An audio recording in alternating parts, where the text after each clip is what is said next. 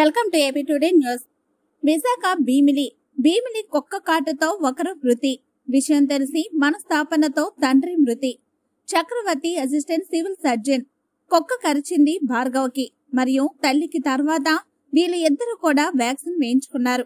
మే నెలలో వచ్చి వ్యాక్సిన్ వేయించుకున్నారు. వాళ్ళ నాన్నగారు 9 సంవత్సరాల నుండి పారాలసిస్ రావడం వల్ల ఆయన మంచం మీద ఉన్నారు. ఆయనని చికిత్స కోసం హాస్పిటల్ తిప్పే తరుణంలో వ్యాక్సిన్ ని ఎంచుకోవడానికి భార్గవ్ మరియు అతని తల్లి నిర్లక్ష్యం చేయడం వల్ల భార్గవ్ మరణించడం జరిగింది. 2వ డోస్ వేయించుకోవడంలో నిర్లక్ష్యం చేశారు. ఎప్పుడైతే వ్యాక్సిన్ వేయించుకోవడం నిర్లక్ష్యం చేశారో వ్యాధి అనేది ఎక్కువైంది. అందుకే ఆయన భార్గవ్ మరణించడం జరిగింది. పైడిపల్లి నరసింగరావు కుటుంబ సభ్యుడు కామెంట్స్. కుక్క కాటుతో చనిపోయింది భార్గవ్ ఒకడే. వారి తండ్రి గత కొంతకాలంగా అనారోగ్యంతో ఉన్నారు. భార్గవ్ మరణ వార్త విని మనస్తాపనతో చనిపోయారు. భార్గవ్ తండ్రి కుక్క కాటుతో చనిపోలేదు. ఆయన కొంతకాలంగా పారాలసిస్ తో బాధపడుతున్నారు. దానికి తోడు డయేరియా రావడంతో అస్వస్థకు గురయ్యారు. తండ్రిని హాస్పిటల్ కు తిప్పే క్రమంలో వ్యాక్సిన్ వేసుకోవడంలో భార్గవ్ జాప్యం చేశాడు.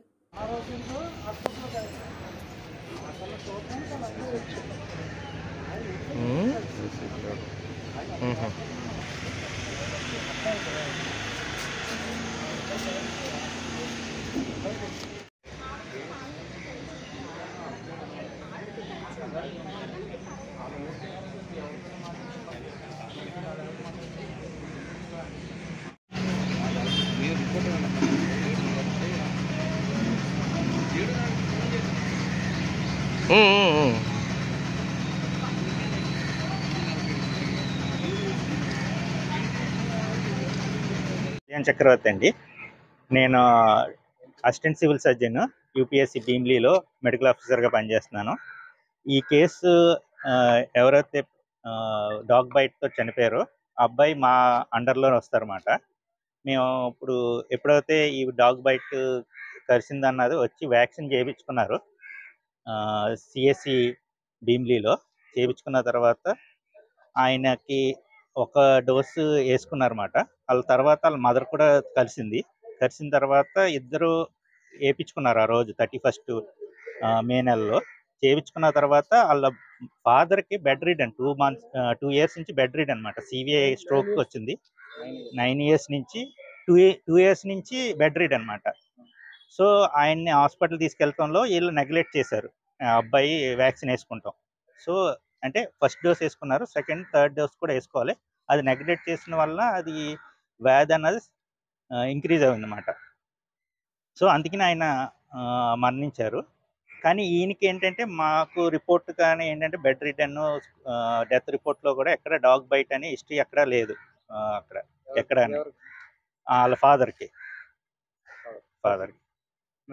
నరసింగరావు గారికి ఎక్కడ డాగ్ బైట్ అని హిస్టరీ లేదు మా దాంట్లో రికార్డ్స్లో కానీ ఎక్కడ కానీ.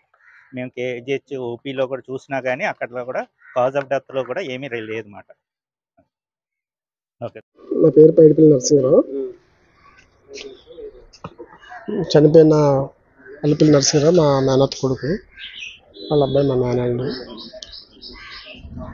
గత నెల 29వ తారీఖున ఈ భార్గవ్కి, మా మేనల్డు భార్గవ్కి కుక్క కరిచింది. అది అంటే మనకి అప్పుడు తెలియదు. ఇప్పుడు వివరంగా చనిపోయిన తర్వాత ఈ వివరాలు అడిగితే తెలిసింది. చనిపోయిన 3 రోజుల వరకు ఆ అబ్బాయి వేసుకోలేదు. మా 31వ తారీఖు 5వ నెల ఆ తల్లికి కూడా కరిచింది. తండ్రికి తల్లికి కొడుకు. అప్పుడు ఆ రోజు ఏంటంటే అమ్మ ఇది ఇలా కలిసిందని చెప్పేసి ఆ రోజు మున్సిపల్ ఆఫీస్కి ఫోన్ చేసి ఈ కుక్కని హ్యాండ్ ఓవర్ చేస్తే వాళ్ళు పట్టుకెళ్ళిపోయిన తర్వాత కుక్క 3 రోజుల తర్వాత చనిపోయింది. ఆ రోజే 31వ తారీఖునే ఈ అమ్మాయి వెళ్ళి ఇంజక్షన్ వేసుకున్నారు తల్లి చంద్రావతి గారు. ఈ అబ్బాయి కూడా వేసుకున్నారు.